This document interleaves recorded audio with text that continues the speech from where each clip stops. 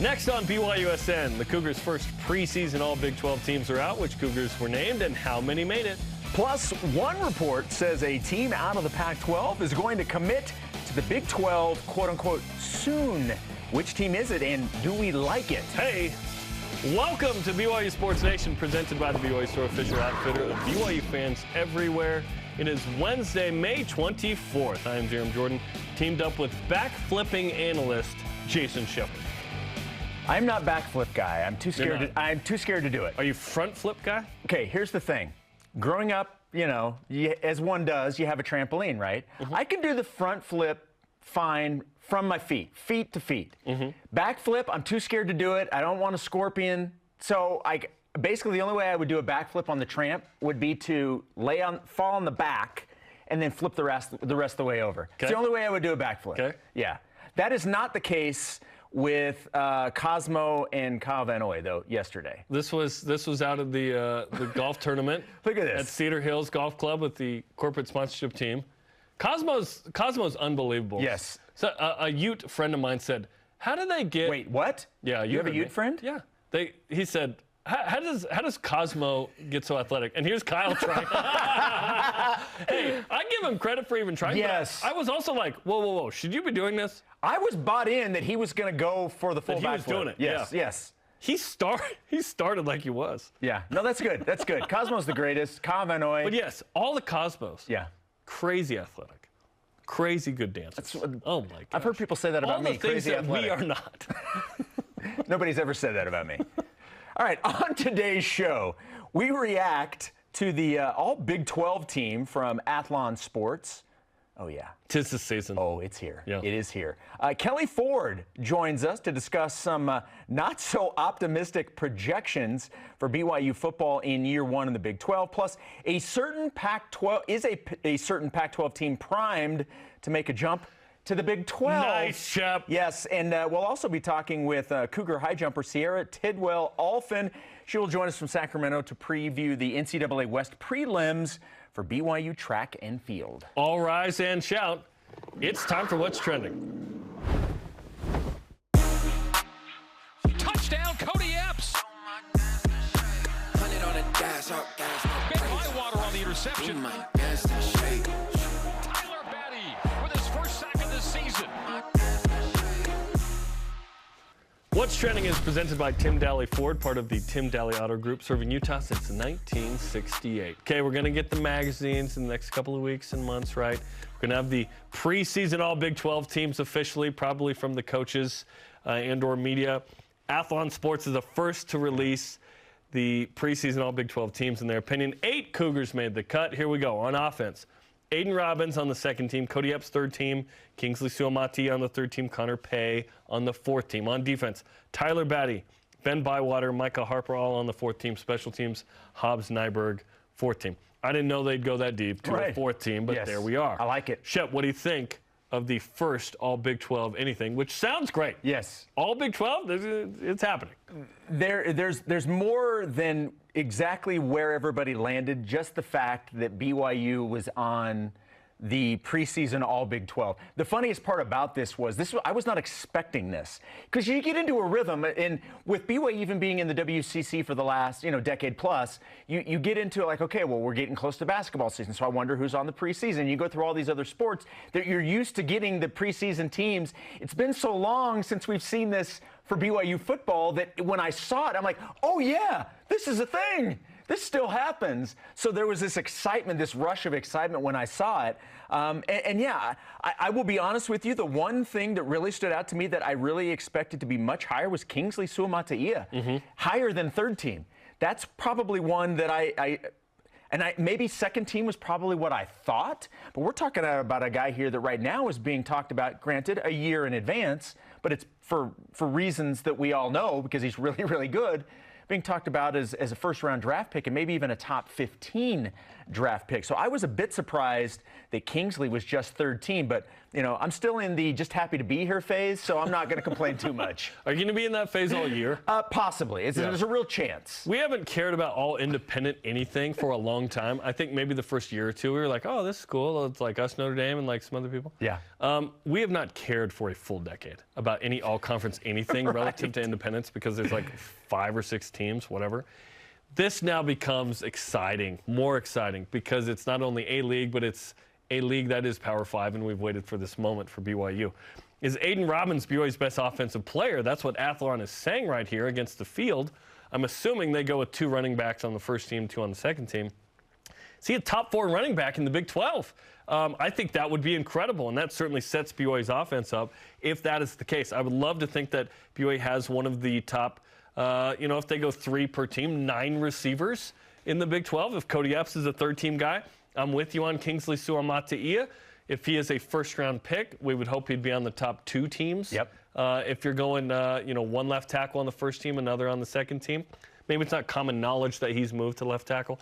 Connor Pay on the 4th. Listen, BYU is going to be in a league where many of these guys, we're going to watch the NFL draft next year in a very different way, where we'll go, oh, yeah, that guy was awesome at Oklahoma State. That guy was awesome at TCU. That we maybe haven't watched before. And on defense, having 3 guys there, I like that too. I would love to have Eddie Heckard perhaps in the mix there as one of the top BYU players. But I love the idea that, Ben Bywater to me is probably BYU's best player at his position on the team at the moment. Hoping that Tyler Batty's awesome, that Isaiah Banya is awesome, that Michael Harper is awesome as well at safety. Hobbs Nyberg as a returner there, certainly. But when we're breaking down 4th team, special teams, maybe that's too much. But it's fun to see all Big 12 something, the individuals of BYU thriving. Offensively, BYU's really been good the last couple of years, obviously on the field, but also in the draft. So we'll see what this means. And we're going to we have not had this in 12 years, Shep, which is we care about another group of people in football in a different way. Like, we'd watch consistently with Boise State, kind of, because you play them every year, but kind of Utah and kind of Utah State. Every year, we're looking at everybody. Oh, so-and-so left. Like when who was it? What's his name? Tyler Dickinson or whatever from Michigan, Hunter Dickinson, transferred to Kansas. I go, oh, crap. He's going to Kansas. Right. Now we might play him. BYU might play him. It's just that context shapes the fandom in a new way in football, which is very exciting. Yeah, the fun part about these, especially if it's not where you maybe had initially wanted or hoped to see them, is to then compare this at the end of the year where everybody lands. And then you can see where, okay, well, this was the thought about this player before. This is how the season turned out. And I think that's kind of the fun part about it, is to kind of store these away, put it to the side, and then at the end of the year, see where everything pans out. See how accurate it was. Yes. Who made teams that weren't on any of these lists, who had those seasons that nobody saw coming. Yep. All of that. And I'm with you. And we had, even in the WCC, obviously we paid attention to, Pepperdine and Gonzaga and St. Mary's and San Francisco, and so you get to learn. But it's different. It's different with football. It's different in terms of how much you really get into that specifically, and it's just something we haven't had for more than a decade. So to be back into that groove and being able to follow them like we used to with Wyoming and Air Force and Colorado State, all those schools. Like those natural rivalries and how are they doing? And oh no, man, they did better than we did. Like all that stuff's back on the table now. I love it. Okay, looking at last year's Big 12 teams, 1 quarterback, 2 running backs, a fullback, 3 receivers, a tight end, 5, maybe 6 O-line, 5 O-line. They go a little they have 5 D linemen on the second team and 3 linebackers. So I don't know. We're running a 5-3-5 in on the all Big 12 defense. All good. Going to be fun to watch that. Obviously, it's early, and there's going to be all kinds of projections that come out. But the Aiden Robbins second team one, that tells us a lot about what Athlon Sports thinks of Aiden Robbins. If he can be a top 4 running back in the Big 12, that is great news for Keaton Slovis and the BYU offense. And it says a lot about the expectation of the O-line. There's this narrative from Aaron Roderick that, hey, they're really good. And last year, I think that might have been the best O-line BYU's ever had, perhaps. Right. The metrics were really good. I would love to see the running game be awesome this year. The interesting part about it is when the transfer portal began, the offensive line was a massive concern for me. When BYU lost the Barrington brothers. Once you transfer, we mispronounce your name by one letter. The Barrington brothers are at Blaylor. Yeah. So, I thought, oh no, this is a massive loss. BYU has rebounded very nicely to the point I am not concerned about the offensive line anymore. Which is wild because BYU lost three of its 5 starters and 4 of the top 6. But the guys that came in, Caleb Etienne, the guys that were in the program already that are returning, Kingsley, obviously we've talked a lot about him.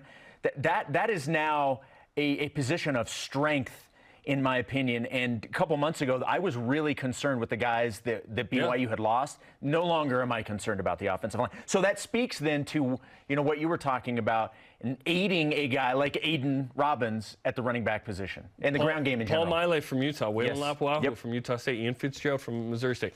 Bunch of these guys. Jake Eichhorn from Weber State. A lot of talent coming in that really bolster that group.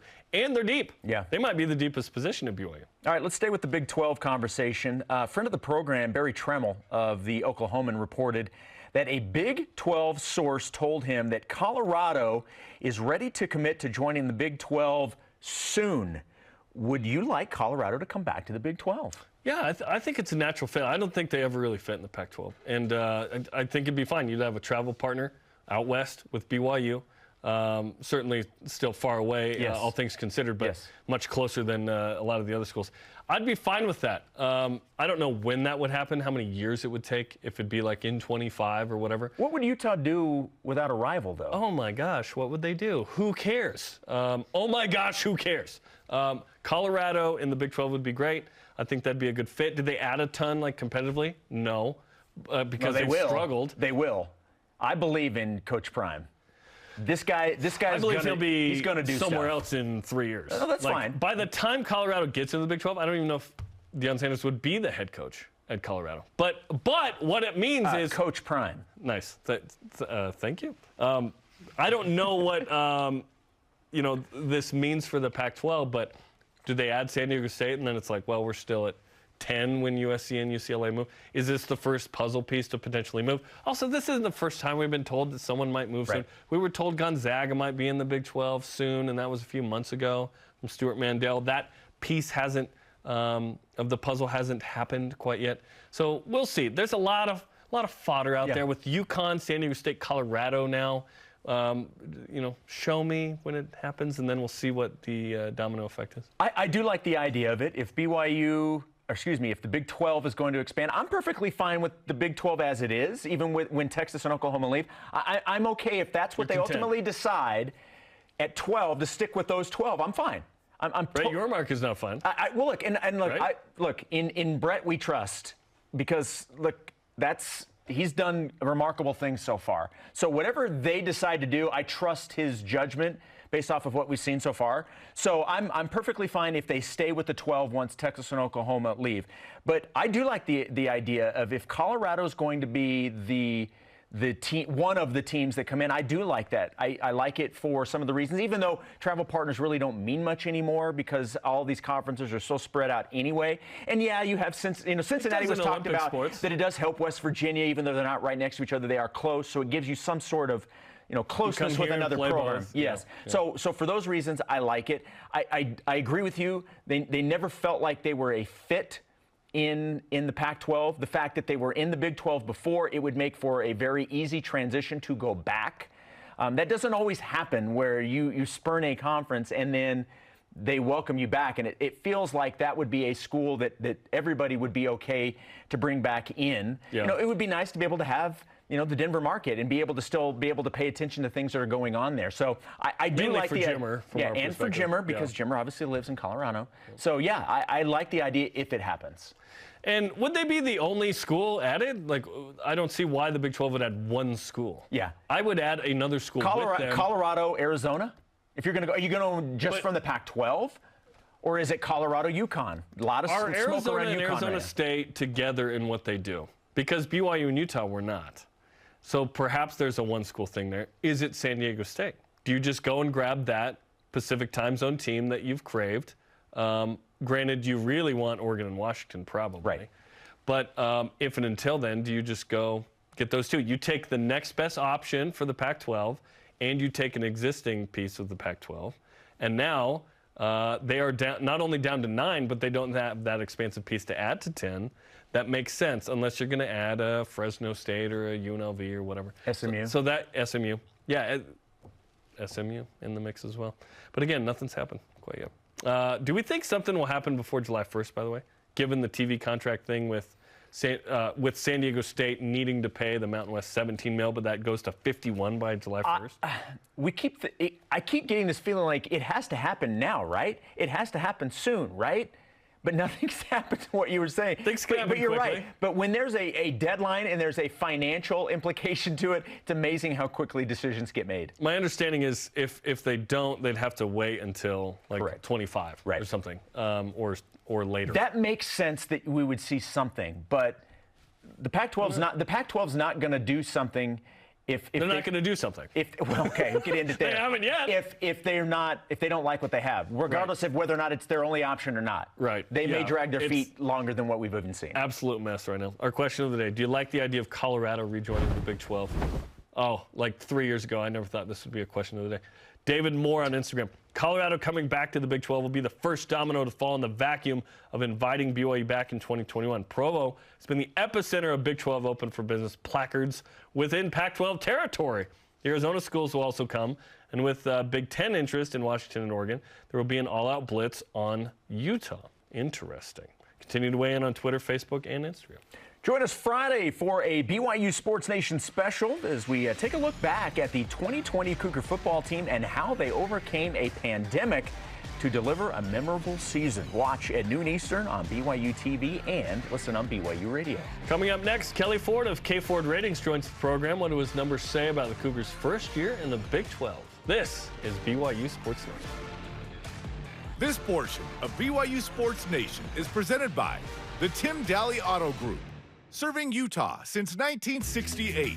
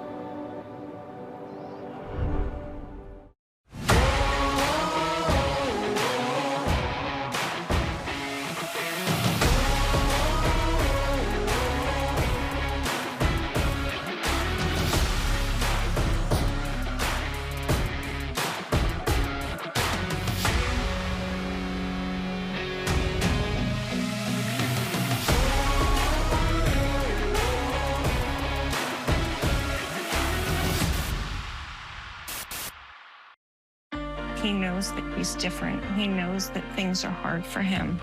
Taking the leg was how we could save her life. I think God put the animals in our path, and I think it is up to us to care for them. It's like dream come true kind of stuff. Good job, buddy. You've completed her life.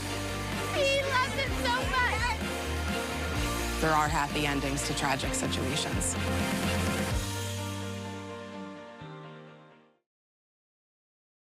You talking down on us, we live it up. You talking down on us, we live it up. You talking down on us, we live it up. I'm talking way up, way up. I'm talking way up, way up. I'm talking way up, way up. I'm talking way up. We are in Studio B with your day-to-day Cougar Sports play-by-play. Jarom Jordan alongside Shep. Let's bring in Kelley Ford of KFord Ratings as our first guest of the day. Talk about some numbers that he's seeing with BYU and teams in the Big 12. So, Kelley, thanks for joining the program. Welcome to the show. Hey, Jarom, Jason, thanks so much for having me. I'm excited to be here and talk some BYU. Okay, we don't like all of these numbers, but let's talk about them because BYU certainly first year in the Big 12, trying to navigate it. We've had expectations low. These numbers certainly validate those. What are some of the numbers that you've computed and what you think BYU will do this first year in the Big 12? Yeah, so BYU's making a big jump coming into the Big 12, as you all know. It's an exciting time for the program, for the institution, but I do think it might be a little bit of a rocky start as they get going into Big 12 play. My number is currently projecting BYU to be right around 60 in my power ratings, and I think we'll get into a little bit of how I compute those. This is going to be a pretty good offense, though, a top 40 offensive unit. My concern with BYU is really the defense. I currently have them in the mid-80s, projecting in terms of defensive efficiency. So when you're playing in the Big 12 and you're playing against all those high-profile offenses, my numbers have BYU playing the 14th most difficult aggregated offense. So if you look at all the offenses that BYU is playing and compare that to what all the other offenses that every other team at FBS is playing, it's the 14th most difficult schedule against opposing offenses. So that defense is the cause for concern for me. Looking at about 4.8 average wins. So it could be tough, but my numbers do miss from time to time. And I hope for everyone's sake here in this show that I'm wrong on BYU. Well, Kelley, you touched on it a second ago. What goes into these numbers? Because obviously I realize, everybody kind of has their own way of doing this, and some things are weighted heavier than others. So how do you come to your numbers?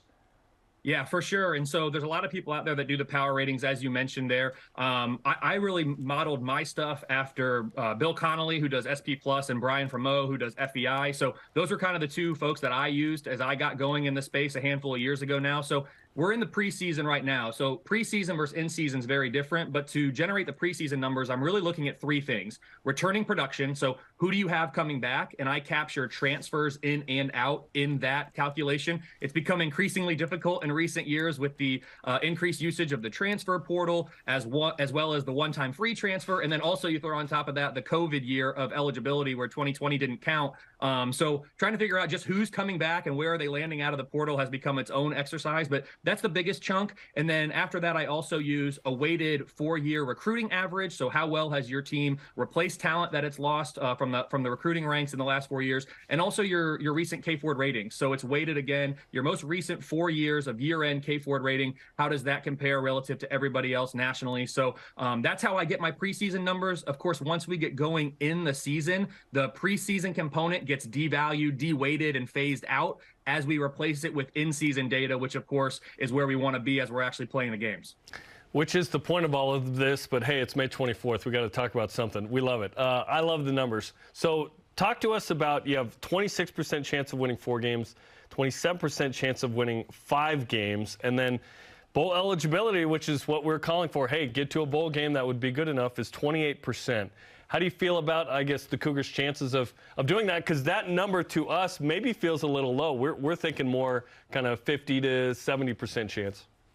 Yeah, so what I'm able to do with my power ratings is generate a projected line for each game involving FBS and FCS teams. New this year, I have some rough FCS estimates that I can put in there and help create projected lines for all games involving an FBS team.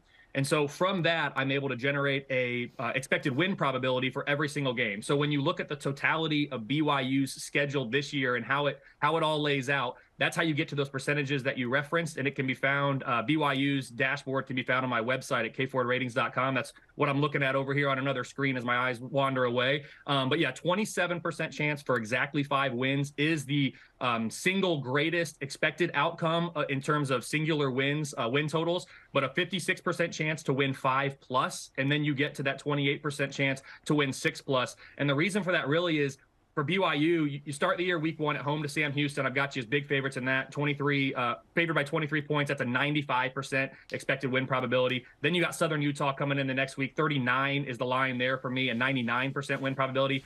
The problem for BYU is that after that, my numbers actually don't favor the Cougars at any single game the rest of the way. Now, you're not going to lose every single game that you're an underdog in. We know that. So my numbers are expecting, on average, about 3 more wins from the schedule after that. But every single game, as it projects right now, after week 2, I actually have BYU as an underdog right now. That could change, of course, as we get going in the season and we phase out the preseason information with the in-season data. Maybe BYU's playing at a higher rate, a higher efficiency than I expect. And those numbers are, of course, subject to change as we get going in the season. Obviously, when you're doing this for a conference, each team's going to have its own individual variables, which is what we talked about in terms of what they bring to the table. Where do the other schools that are in the same situation as BYU that are making this jump into the P5 level, where do they stand in comparison to what you have for BYU? Yeah, it's a great question, and I've been there's a lot of change in college athletics in terms of membership and conference affiliation. So I've learned as we've undergone some of these changes in recent years. Last year with James Madison coming from the FCS, of course, we have 2 more this year doing that as well. My process is constantly evolving. I'm constantly learning, so I feel like I'm in a better place now than I was a year ago, trying to deal with teams changing conferences and really changing levels of competition, if you will, from G5 to Power 5 or FCS to FBS. But the other 3 newcomers to the Big 12, UCF is projecting as the best team in my power rating set right now of these 4. I currently have them power rated in the mid-30s. Offense is a top 40 unit. Defense is a top 50 unit. They have a 90% chance to go bowling by my number. 7.4 is the expected wins. Then you've got Cincinnati, who's really helped by a really weak schedule, if I'm being honest. Their schedule grades out as the 60th most difficult in all of FBS. There are 69 Power 5 teams, so there's only 9 Power 5 teams that have a, quote, easier schedule than Cincinnati, just how it all broke this year. So projecting them in the mid-40s, a really good defense, top 25 unit. It's actually their offense that gives me a little pause for concern in the mid-60s, 6.7 projected wins. And then Houston, probably the closest comp to BYU right now in terms of the power ratings. I have them power rated in the mid-50s, a great offense, top 50 unit, but the defense is really concerning to me. They're sub 100 on the defensive side of the ball right now. I think they could really struggle to stop opposing offenses in the Big 12 this year. I'm looking at 5.3 projected wins for Houston, and they have a 44% chance by my numbers to go bowling this year. We're talking to Kelley Ford of KFord Ratings, college football numbers guy. Okay, this is interesting because when you project something, Texas and Oklahoma are always going to be considered near the top, even though Texas hasn't done a ton and hasn't won the league the last couple of years. Texas is back, right? But they're always talented, right? Those recruiting classes are ridiculous. Oklahoma is always what seems like on the fringe, but last year was a struggle in first year under Brent Venerables. Then there was TCU, came out of literally nowhere to go to the national championship game. What are you thinking kind of shakes out in the Big 12 this year? I can promise you both that nobody dislikes the fact that Texas and Oklahoma end up high in my power ratings more than me. The amount of time that I have to spend on Twitter, and I've honestly stopped over the years, but trying to defend the numbers and what they say about these teams. When you think about what goes into the power ratings that I talked about earlier, specifically in the preseason, the 3 inputs that go into there, Texas and Oklahoma grade out very well in those 3 things. Texas has been a habitual underachiever for the last decade. Oklahoma, of course, had a down year last year under a new coaching staff. I expect Venables to get things going there in Norman sooner than later, and they need to because they're getting ready to make the jump to the SEC, right? But for this year in particular, I'm really excited about the Big 12 membership. I personally think Texas and Oklahoma belong in the Big 12. I think they should stay in the Big 12. I work in college athletics full time, so I need to be careful about what I say, but I think that's the way it's meant to be. I'm disappointed they're going to the SEC, but I'm excited for this year.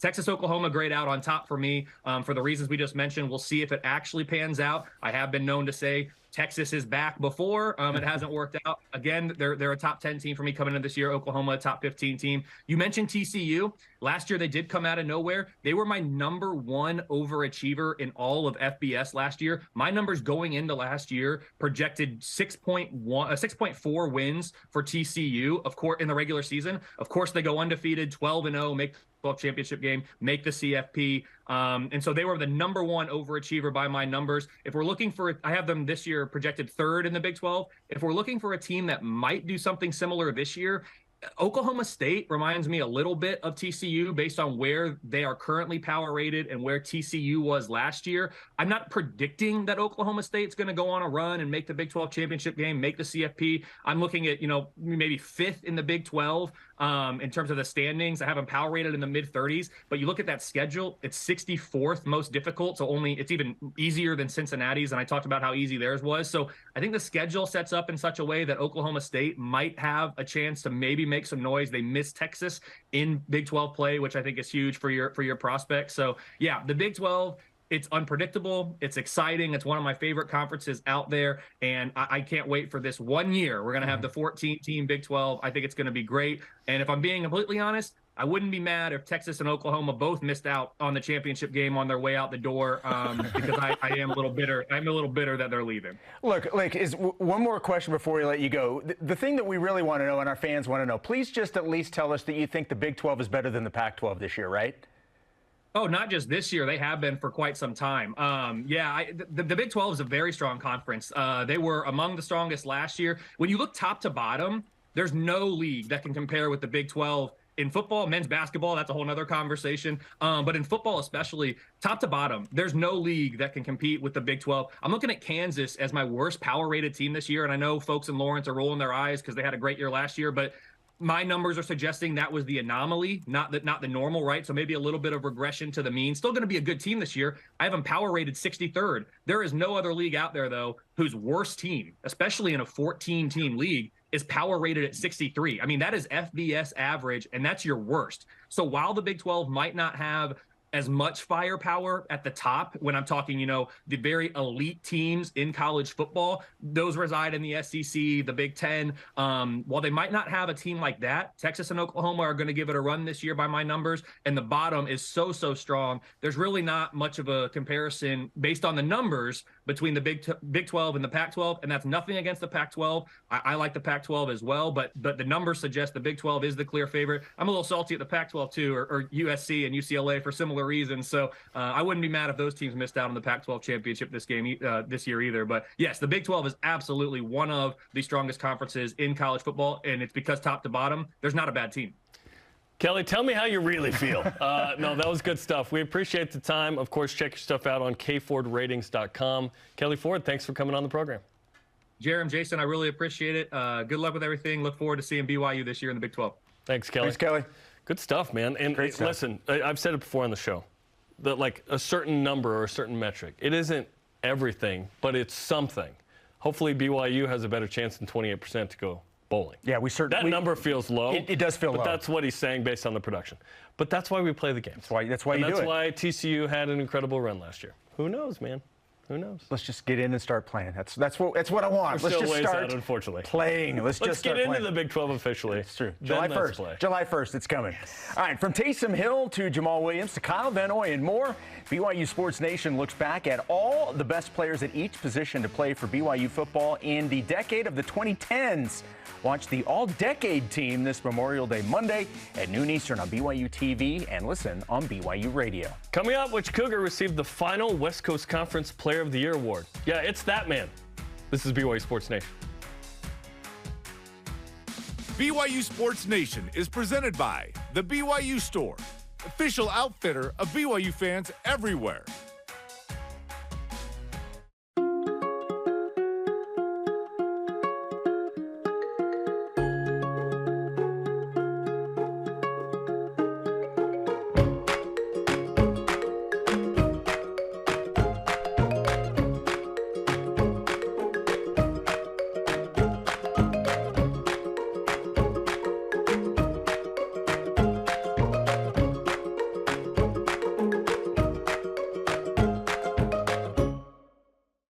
Introducing the truck for adventure.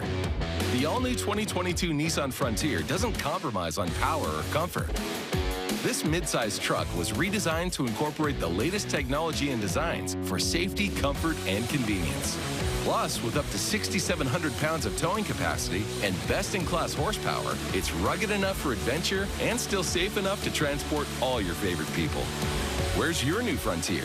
You'll find it at Tim Daly Nissan Southtown and South Jordan. If you're looking to build your brand awareness and increase market share as BYU moves into the Big 12, this is the place. BYU Athletics. We can provide the tools you need to make sure your company is seen and heard. BYU Athletics is where you can align your products and services with loyal fans that cheer for our Cougars. And they can also help your business win. Learn more about what a partnership with BYU Athletics and your company will look like. After all, this is the place. Email sponsorship at byu.edu today. The heroes are taking over Saturday mornings on BYU TV. Heroes who are brave, smart, and wield magical powers. Heroes who are good friends, problem solvers, and kind to everyone. Heroes who work together to lift and inspire, to make someone's day. Watch your favorite heroes in action Saturday mornings on BYU TV, and then go be a hero yourself. Follow BYU Sports Nation on social media for content throughout the day on Facebook, Twitter, Instagram, YouTube, and TikTok. Welcome back to Studio B. I'm Jarom. He's Jason. Let's get to today's headlines. Athlon Sports announced its all Big 12 teams, as mentioned earlier in the program. On offense, Aiden Robbins on the second team. Third team goes to Cody Epps and Kingsley Suamataia. Connor Pay was named to the fourth team. On the defensive side of the ball, Tyler Batty, Ben Bywater, and Micah Harper all named to the all Big 12 fourth team. Hobbs Nyberg for special teams on the fourth team. And also, this just coming down within the last 20 minutes, BYU football announced the signing of JUCO transfer tight end Ray Paulo this morning. Paulo, a native of American Samoa, comes to BYU from Allen Hancock College Herbie Hancock in Santa Maria, California. He had 26 receptions for 379 and 4 touchdowns last season. Excellent Tommy Boy reference. BYU Statsman tweets that Paulo is the 8th Cougar to come from American Samoa, first from since Sean New in 2004. Baseball West Coast Conference awards are out. Congrats to Austin Deming, co-player of the year and a first-teamer. He had a monster year. Cooper Vest on the second team. Luke Anderson was on the freshman team. Cole Gamble and Boston Mabius honorably mentioned. Jimmer, we mentioned him earlier in the show, who lives in Colorado, earns a spot on the USA 3-on-3 World Cup team. This will be the same team that actually won gold at the 2022 FIBA 3-on-3 AmeriCup. The World Cup 2023 begins May 30th in Vienna, Austria. They can ask the soccer team about Austria. That's right. They were just there a couple weeks ago. Any advice there? Good place to eat. Men's and women's track and field begin competition at the NCAA West preliminaries today. We'll talk to Cierra Tidwell Allphin coming up. 19 Cougars are competing in 13 men's events beginning at 4:30.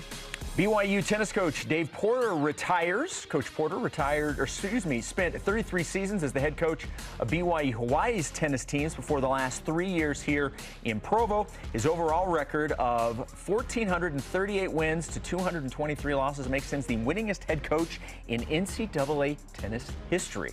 Cody Figure is one of 75 assistant coaches on the impactful mid-majors assistant list. I didn't know that BYU was a mid-major. They have been, but yeah. So is this for last? Is this retroactively? Yeah. Or is this looking forward? Congratulations to Cody, though. Yes, Cody is a fantastic assistant coach, and we've really enjoyed now the second stint of Cody at BYU. Yeah, he deserves every accolade that he is given. Harris LaChance was waived this morning by the Indianapolis Colts. The former Cougar offensive lineman signed with the Colts earlier this month as an undrafted free agent. Best of luck to Harris. Hopefully another team gives him a chance out there. Let's go. Here are today's headlines. Let's whip it. Coug Whip Round is presented by Maersk, your e-commerce logistics shipping partner. What's on the whip? Zach Wilson had a good day of practice yesterday at Jets OTAs, according to multiple Jets beat writers, after Aaron Rodgers tweaked his calf. So is Zach having good practices and getting first-team reps while remaining the backup the best-case scenario for him this season? The best case scenario is that he gets starting playing time and is awesome. I know that's what's best case scenario for what he wants. But realistically, doing whatever it takes to get him back into a position to thrive is good. Some of that is Zach's play, first and foremost. Secondarily is the Jets putting him in a position to succeed. And so hopefully they've made the tweaks that do that. Part of that is a new OC. Part of that is strengthening the offensive line. And then just some time away to be able to watch, perhaps, is the thing that does him good. We'll see. Yeah, look, he is in a good situation here. This is an opportunity that if everyone handles it right, and I'm talking about the Jets and all the quarterbacks, like this could be very, very good for Zach Wilson and his career long term. We're all pulling for Zach and hope that it is a really good situation and this all works out for him. I just wonder if it's with the Jets. Yep. Yeah, you never know. Yep. He just wants a chance to play. It's the Jets. He wants a chance to play. Yeah, probably not with the Jets. AI-generated images of BYU's first 5 games on the schedule have come out, starting with Sam Houston. What do you think of these? I think they're awesome looking. Very fierce. I like that one. That's Sam Houston. Sam Houston Bobcats, right? Yeah. Yeah, I haven't seen the rest of these. I haven't seen the others. Is this the only one there we go. Okay. This is for Southern Utah? Southern Utah. Is that supposed to be a Thunderbird? Okay, this Arkansas, the Hawks. That one kind of makes me sad. 70-28. That one kind of makes me sad for the Razorback. Won't make me sad that day. Okay, Kansas. Kansas, I'm kind of curious. Oh. Okay, all right. Okay, and then Cincinnati. Then Cincinnati. This is art. This looks Is more that like in front of a trash photo. can? Is that blood on its mouth? Viewer discretion advised? I think they're cool. I think they do look pretty cool. How much AI content? Is this the new Big Game Boomer? Like for our show? Hey, AI BYU thing. Here it is. We're not even really here. We're both AI today. This is AI. This isn't actually. We're not even here. Jason, and this is not. I am not Jarom. I love Dennis Pitta. Coming up, BYU high jumper Cierra Tidwell Allphin is ranked 3rd in the nation. How is she preparing for NCAA preliminaries? Because hey, maybe she'll win the national championship. This is BYU Sports Nation. This portion of BYU Sports Nation is presented by Maersk, your e-commerce logistics shipping partner. At BYU, we believe wholeheartedly in expanding joy, and that joy comes from learning and serving. Some of the best, most lasting learning happens when we serve, when we experience, when we connect in real, lasting ways. It's what we call inspiring learning. Learning that inspires us to create a better world, to do and be better. After all, light shared is the best kind of light.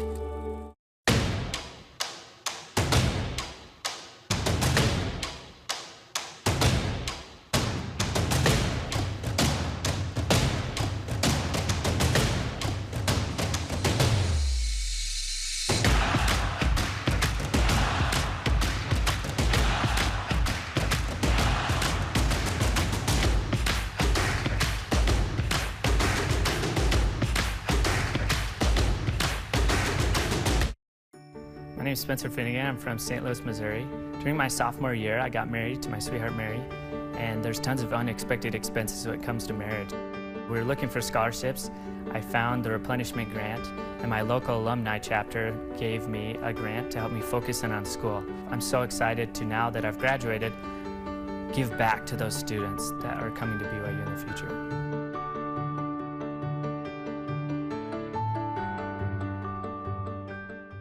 Today was a great day. You're going to feel the energy of all these volunteers. I'm excited to get out into the world and see who else is making good. And you're going to meet some of the most amazing people. And we will all just lift each other up. What we do is we create memories for families. And you realize just how good people are. It does take a village. It's definitely been a journey.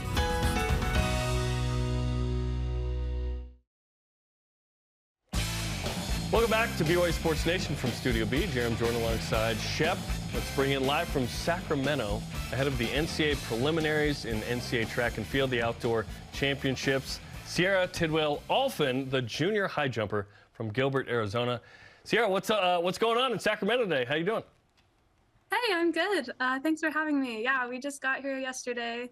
I don't jump till Saturday, so I'm kind of just hanging out, supporting my teammates until then. So you're going to go sightseeing with all of your free time? Just walk around the state capital of California? I should. I'm a little bummed we're not as close to the beach, but... It is what it is. Okay, walk us through your mindset as one of the top high jumpers in the country, ranked number 3 in the country right now at jump of 6'2". You could jump over both of us. Your mindset going into the prelims to try and make the outdoor NCAA championships? Yeah, so high jump is a little different than a lot of events with track and field. We don't have prelims, we just go straight to finals, which is nice because our competitions usually take like a few hours.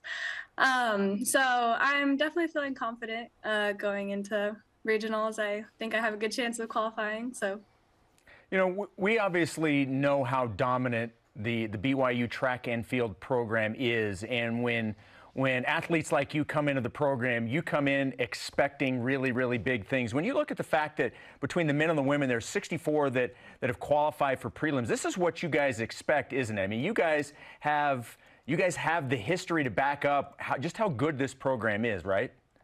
Yeah. Yeah, it's definitely really cool being part of such a dominant program. This is my 4th year at BYU, and I feel like every year I've just seen the team improve.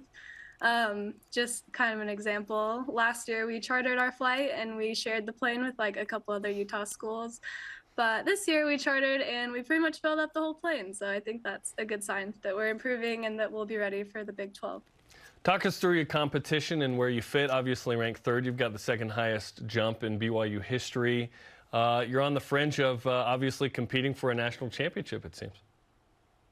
Yeah, so I feel like in the past I haven't quite performed how I have wanted, like at nationals. So this year is definitely to feel happy with my performance, and the goal is kind of to get top 5. I mean, top 3 would be awesome, but that's kind of the goal. So. You know, Cierra, you just touched on something that I wasn't intending to ask you, but now I'm really curious. You talked about excited, you know, for the jump to the Big 12 next year. What is track and field like in the Big 12? What type of competition is there in that conference? Yeah, so ever since I've been at BYU, we haven't really had a conference. Our conference was MPSF, and it's kind of like not a super competitive meet. Like usually that weekend, it's like BYU conference champion, like in almost every event. So going into the Big 12 will definitely give us an advantage with that competitive meet. Like the conference weekend is kind of when everyone like pops off, and having a big conference like definitely helps everyone perform their best. So. Texas #1 in women's. They will host the NCAA Outdoor Championships. I will just happen to be in Austin that weekend, so I'm showing up Saturday, so I expect to see you, which will be awesome. Okay. Walk us through your routine as you approach the high jump. You said it can take a couple of hours. How do you stay ready through that process? Yeah, that's a good question. I think the best tip is just kind of oscillating your energy.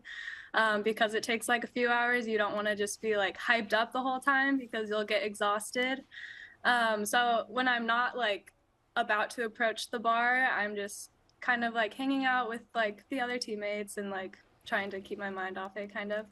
But then once I get up to the bar, I usually have about like 2 cues. They kind of change from meet to meet, but this meet I'll probably be thinking about leaning in my curve and kind of being patient going up to approach the bar. So, how did you get into this? Is this something you have always done? Is this something that's come naturally? What was the start of track and field for you? Yeah, so I started in 8th grade. I actually started with cross country. I'm not sure why. I think some of my friends were doing it. Peer pressure then, huh? I hated every second of it. And then with cross country, kind of everyone rolls over to track and field. And so I did that too. And I found high jump and I liked it a lot better. So I kind of just stuck with that instead. Is there going to be a point where anybody doesn't do the Fosbury flop? Like where you just go straight, you know, some people have different ways of doing it, but like that was discovered and that's the way you do it. Yeah. I mean, unless someone has this like crazy new invention, I think the Fosbury flop is the way to go. So. Well, how did you practice growing up? Because for me, it was like we would like jump onto our trampoline like that, and that seemed really fun. Growing up, how did you kind of get into that? Like you mentioned to Shep, but how did you practice that? Yeah, so I mean, I started in junior high and my coach was just like the school counselor. So I don't think she knew like a lot about the sport, but we did a lot of like jump squats, and I lived in Arizona and we had a pool too. And like, I loved swimming. So sometimes I would get in my pool and do like kind of like backflips underwater. Coach Robinson, the jumps coach, is retiring at the end of the season. Been there for 30 years at BYU. What has he meant to you and this program? Definitely, yeah. Robbie has impacted like everyone on the team, like everyone he makes contact with. Yeah, he's definitely been the best example to me of what it means to love those around him. Just traveling with him these past 4 years, like anywhere we go, doesn't matter like what meet, he always finds coaches and athletes that he knows and gives a big hug to. Like yesterday we went to the track and he was like talking to some guy that I've never seen before, but he's just really good at building relationships and keeping up those connections. And certainly, you know, the son of Clarence, the name of Robinson track, which is pretty notable in BYU history. Well, best of luck with everything. Enjoy that process in Sacramento. I don't know what you're going to do until Saturday, but on Saturday, dial it in, and then we look forward to seeing you at the Outdoor Track and Field National Championships in a couple of weeks. Good luck, and here's all the karma we can give you to do your best. Okay, awesome. Thank you so much. Cierra Tidwell Allphin on BYU Sports Nation. She's legit, man, and she's part of a really, really good program. BYU's been known for its running, but the overall indoor and outdoor track and field teams have increased in their abilities over the years, led by people running, obviously distance. There are sprinters that are better at BYU now. And, of course, in the field, we've seen Ashton Lunt win the national championship in javelin. Cierra is top 3 in high jump right now in the country. So it's going to be an interesting next couple of weeks in track and field. Yeah, this program is to say legit is an understatement. This program expects greatness every year, and more times than not, they do it. And you mentioned sprinter.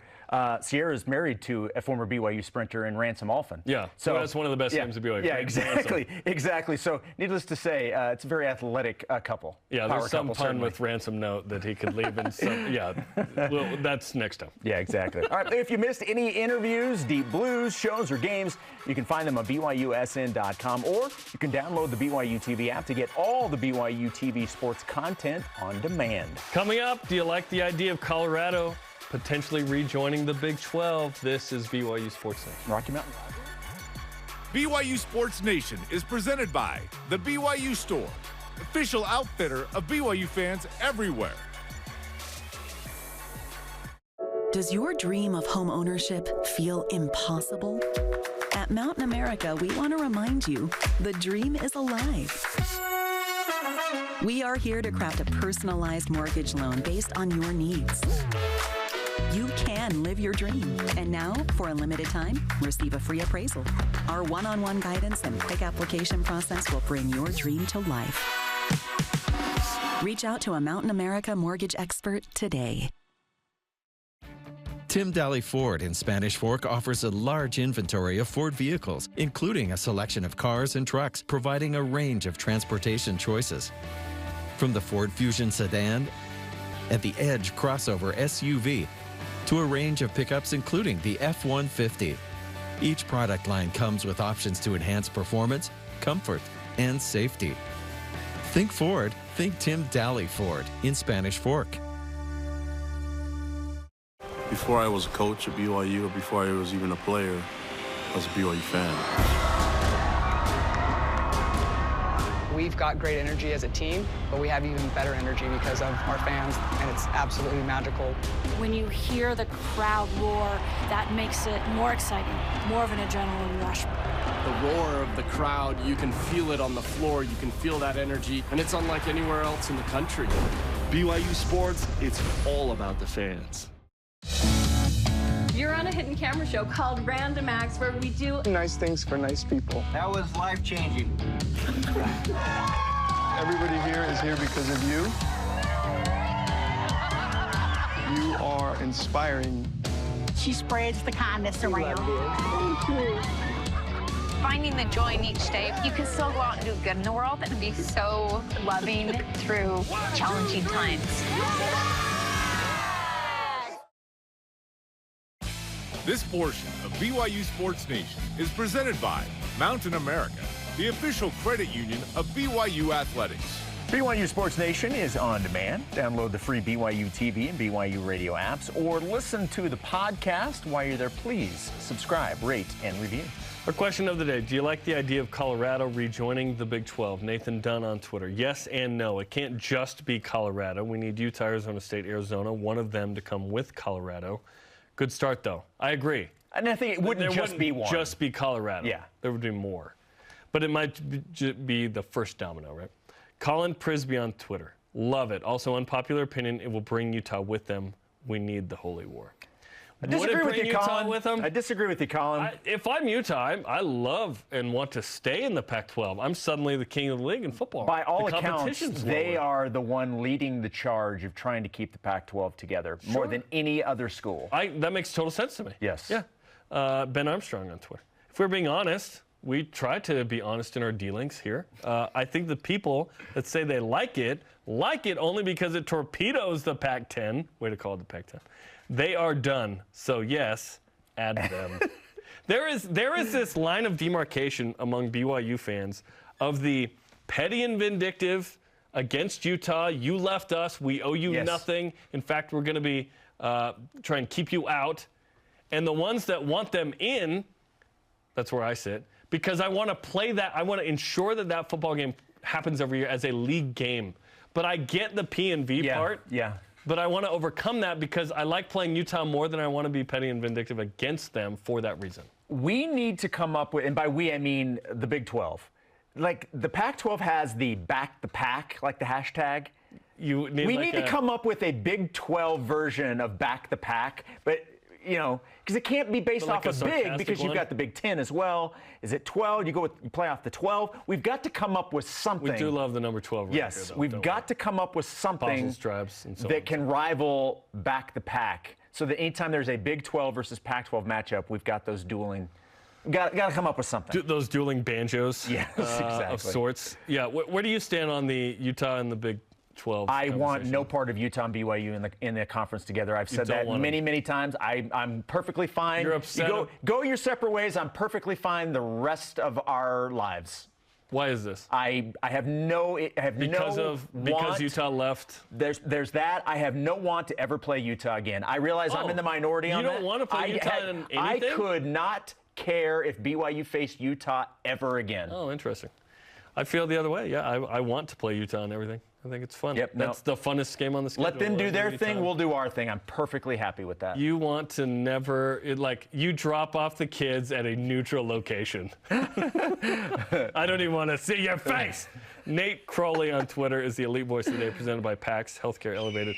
Just really excited about the rivalry. Hashtag Rocky Mountain Rivalry. Yeah, there we go. We're not fabricating some rivalry. Stop it. Stop asking who's the rival going to be. It'll just happen. It'll just happen. That's how rivalries take place. Like St. Mary's. We didn't think it was going to be St. Mary's. It just happened. Today's Rise and Shout Out presented by Mountain America, the official credit union of BYU Athletics. Best of luck and all the karma we can give to the track and field athletes as they begin NCAA Prelims in Sacramento. Fun conversation with Cierra Tidwell Allphin. Good luck for qualifying for nationals. BYU's got 7 in the top 10 in their sport in men and women's track and field, so best of luck. Absolutely. It's going to be awesome. Okay, our thanks to today's guest, KFord and Cierra Tidwell Allphin, as we prepare and get closer to BYU in the Big 12 Shep. We're about 5 weeks out, bro. It's happening. What are you going to be like on July 1st? Giddy. Yeah? Giddy, very much, yes. That's the day I'm also driving to Missouri. So... Yeah, it's sort of that will help me. SEC country. That will be, but I'll be driving through Big 12 country. Through Big 12 country into SEC country. All right, conversation continues 24/7 on Twitter, Instagram, and Facebook. This and all of our shows on demand on BYUSN.com. For Jason, I'm Jarom. Shout out to Matt Norman of the baseball team. How about Austin Demick, co-player of the year, well deserved, despite not making the WCC tournament. That's how good he was. Yes, and Cole Gamble should have been higher than honorable mention. Amen to that. Amen to that. Go Cougs!